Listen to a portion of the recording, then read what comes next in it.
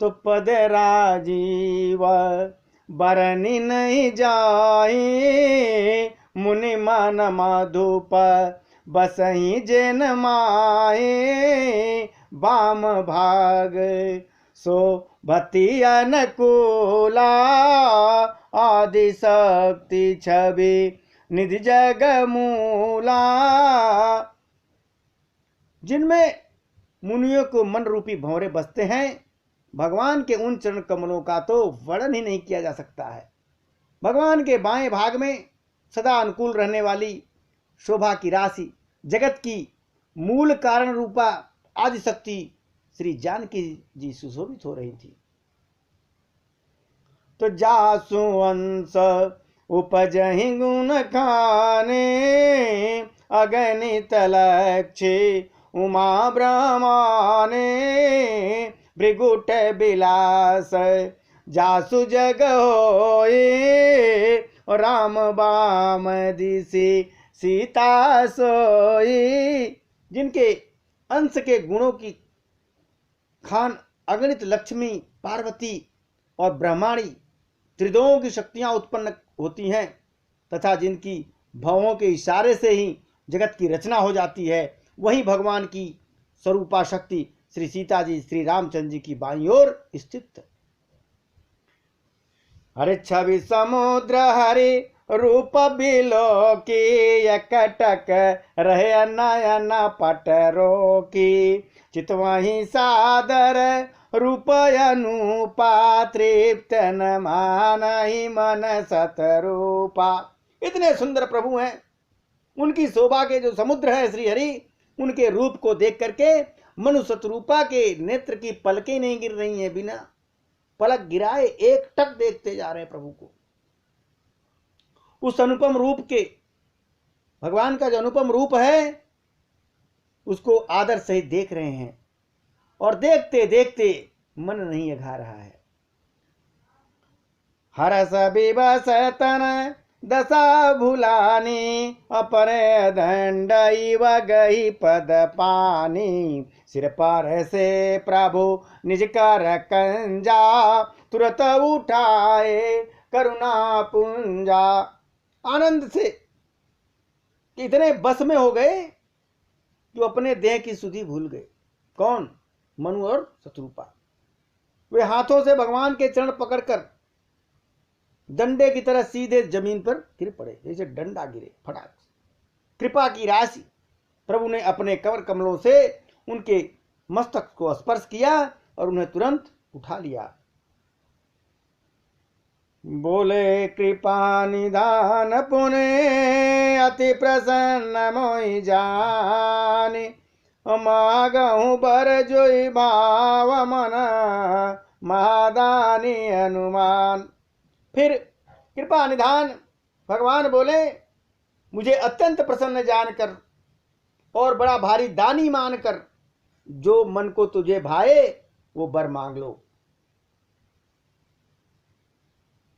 कर सुन प्रभु बचन जोर जुग पानी, धर धीरज बोले मृदु बानी, कि नाथ देखी पद कमला तुम्हारे, अब पूरे सब काम हमारे। प्रभु के वचन को सुनकर दोनों हाथ जोड़कर बड़े धैर्य के साथ राजा ने कोमल वाणी से क्या कहा, हे नाथ, आपके चरण कमलों को देखकर अब हमारी सारी मनोकामनाएं पूर्ण हो गईं। एक लाल सा बड़उर माहे, सुगमय गम कही जात सुनाही, तुम ही देत अति सुगम गोसाई, अगम लाग मोहि निज कृपनाई, जथा दरिद्र भी उत्तर पाए, बहु सम्मत गत सकुचाई, तासु प्रभाव जान नहीं सोई, तथा हृदय मम संशय होई। फिर भी मन में एक बड़ी लालसा है, मनु बोल रहे हैं, उसका पूरा होना सहज भी है और अत्यंत कठिन भी। इसी से उसे कहते नहीं बन रहा। स्वामी, आपके लिए तो उसका पूरा करना बहुत ही सहज है, पर मुझे अपनी दीनता के कारण वह अत्यंत कठिन मालूम पड़ रही है। जैसे कोई दरिद्र आदमी कल्पवृक्ष को पाकर भी अधिक द्रव्य मांगने में संकोच करता है, क्योंकि वह उसके प्रभाव को नहीं जानता, वैसे ही मेरे हृदय में संशय हो रहा है। और सो तुम जानो अंतर जामी, अपूर्व मोर मनोरथ स्वामी, सकुच बिहाई माग रिप मोही, मोरे नहीं अदेय कछु तोही। हे स्वामी, आप तो अंतर्जामी हैं, इसलिए उसे जानते भी हैं आप। मेरा वह मनोरथ पूरा कीजिए प्रभु। भगवान ने कहा, हे राजन, संकोच छोड़ दो, मुझसे मांगो। तुम्हें न दे सकूं ऐसा मेरे पास कुछ भी नहीं है कि तुम्हें न दे सकूं, मांगो। अरे दानी शिरोमणि कृपा निधि, और नाथ कहूँ सती भाव, और चाहूं तुम ही समान सुता, प्रभु सन कवन दुराव। राजा ने कहा, हे दानियों के शिरोमणि, हे कृपा निधान, हे नाथ, मैं अपने मन का सच्चा भाव कहता हूं कि मैं आपके समान पुत्र चाहता हूं। प्रभु से भला क्या छिपाना, आप जैसा पुत्र चाहता हूं। और तो देख प्रीत सुन बचन अमोले, एवं मस्तु करुणा निधि बोले, आप सरिस खोजऊं कह जाई, नृपतव तनया हो मैं आई। क्या प्रभु ने कह दिया? राजा की प्रीति को देखा और उनके अमूल्य वचन को सुनकर करुणा निधान भगवान बोले, ऐसा ही हो हे राजन, मैं अपने समान दूसरा कहां से खोज कर लाऊं, अतः मैं स्वयं आकर के आपका पुत्र बन करके जन्म लूंगा। सतरूप बिलो की कर जोर, देवी माग बर जो रुचि तोरे, तो जो बर नाथ चतुर नृप मागा, सोई कृपाल मोही अति प्रिय लागा। प्रभु ने तो कह दिया, मैं स्वयं आपका पुत्र बन के आऊंगा। अब इसके बाद प्रभु शत्रुपा की तरफ, मनु की जो पत्नी है, शत्रुपा जी को हाथ जोड़े देखकर भगवान ने कहा, हे देवी, तुम्हारी जो इच्छा हो वो वर मांग लो। शत्रुपा ने कहा, हे नाथ, चतुर राजा ने जो वर मांगा, हे कृपाल, वह मुझे बड़ा अच्छा लगा, बहुत बढ़िया। मेरे पति ने जो वर मांगा है राजा ने, बड़ा अच्छा मांगा। अरे प्रभु परंतु सुठ होत डिठाई, जदपि भगत हित तुम ही सोहाई, और तुम ब्रह्मादि जनक जग स्वामी, ब्रह्म सकल उर अंतर जामी। कहती हैं, परंतु हे प्रभु, बहुत ढिठाई हो रही है। यद्यपि हे भक्तों का हित करने वाले, वह ढिठाई भी आपको अच्छी लगती है। आप ब्रह्मा आदि के भी पिता हैं, ब्रह्मा को भी उत्पन्न करने वाले आप हैं, जगत के स्वामी हैं, और सबके हृदय के भीतर की बात जानने वाले ब्रह्म हैं। अस समुझत मन संशय होई, कहा जो प्रभु प्रवान पुनि सोई, तुझे निज भगत नाथ तवई, और जो सुख पावई जो गति लई। ऐसा समझने पर मन में संदेह होता है, फिर भी प्रभु ने जो कहा वही सत्य है। मैं तो यह मांगती हूं कि हे नाथ, आपके जो निज जन हैं, वे जो अलौकिक अखंड सुख पाते हैं और जिस परम गति को प्राप्त होते हैं,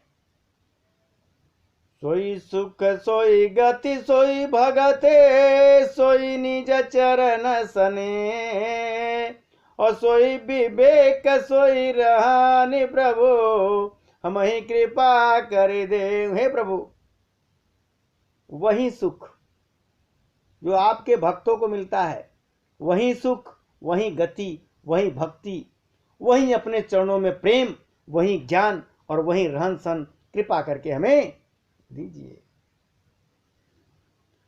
तो सुन मृद गूढ़ रुचिर बर रचना कृपा सिंधु बोले मृदु बचना कि जो कछु रुच तुम्हारे मन माही और मैं सो दीन सब संशय नाही। रानी की कोमल और गूढ़ और मनोहर श्रेष्ठ वाक्य रचना सुनकर कृपा के समुद्र भगवान बड़े कोमल वचन बोलते हैं कि तुम्हारे मन में जो कुछ इच्छा है वह सब मैंने तुमको दे दिया, इसमें कोई संदेह मत समझना। मातु विवेक अलौकिक तोरे हकबऊ न मिटही अनुग्रह मोरे तबंदी चरण मन कहबु बहोरी और एक बिनती प्रभु मोरी। हे माता, मेरी कृपा से तुम्हारा अलौकिक ज्ञान कभी कभी नष्ट न हो। तब भगवान ने शत्रुपा को वचन दे दिया तो मनु ने भगवान के चरणों की वंदना करके फिर से कहा, हे प्रभु मेरी एक और विनती है। प्रभु कहते, क्या उनसे विनती है भाई?